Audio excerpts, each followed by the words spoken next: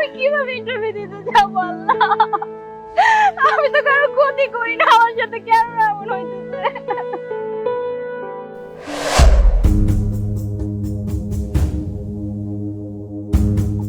ভাইয়া, এই আপনি কি করছেন? এই ডাস্টবিন থেকে এই পচা রুটিটা আপনি হাতে নিলেন যে? ম্যাডাম, আমার অনেক ক্ষুধা লাগছে।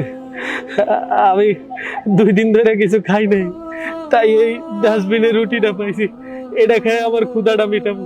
কিন্তু ভাইয়া দেখেন রুটিটা কি পচা, আপনি রুটি খেলে তো আপনার পেটে সমস্যা হবে। ম্যাডাম, পেটে যে ক্ষুধা শোষ করতেছে, আমি ময়লা খাইলে আমার কিচ্ছু হইব না, আমার তো জীবনই বাঁচতেছে না।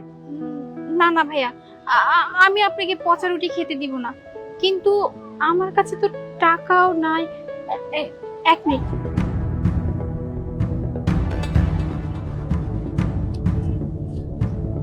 ভাইয়া, আমার কাছে না এই 100 টাকাই আছে, আপনি টাকাটা রাখেন, এটা দিয়ে আপনি কিছু কিনে খাবেন। আর হ্যাঁ, এই পচা রুটি খেতে হবে না আপনাকে। ম্যাডাম, আল্লাহ আপনার ভালো করব, ভালো করব। আসি। আচ্ছা। স্যার, আপনি আপনি কে? আমি আনিকা, আপনার এখানে আজকে আমার ইন্টারভিউ ছিল।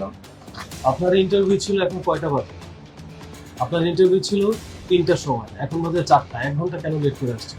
সরি স্যার, আসলে আসার সময় আমার সাথে কিছু ইনসিডেন্ট ঘটে, আর এসবের জন্যই আমি একটু লেট হয়ে গেছি। প্লিজ স্যার, এর জন্য তেমন কিছু বলবেন না। আপনার ড্রেসের এই অবস্থা, এইভাবে কি ইন্টারভিউ দিতে আসে? স্যার, আপনাকে তো বললামই, আসার সময় আমার সাথে খুব বাজে কিছু ইনসিডেন্ট ঘটে, আর তার মধ্যেই হলো এই যে আমার এই ড্রেসটা আসলে নষ্ট হয়ে যায় সামহাউ। আর প্লিজ স্যার, সরি আমি লেট করার জন্য, তা না হলে লেট হতো না। আর হ্যাঁ, আরেকটা কথা স্যার, যেটা আসলে সব থেকে ইম্পর্টেন্ট, আমার কাছে না কোনো ভাড়া ছিল না, আমি আসলে পায়ে হেঁটে এখানে আসছি, যার জন্য আমার এতটা লেট হয়ে গেছে। হয়েছে হয়েছে, এত এক্সকিউজ দিতে হবে না। শুনুন, আপনার মতো ক্যান্ডিডেট আমাদের এই অফিসে দরকার। প্লিজ স্যার, প্লিজ এমনটা করবেন না, ইন্টারভিউটা প্লিজ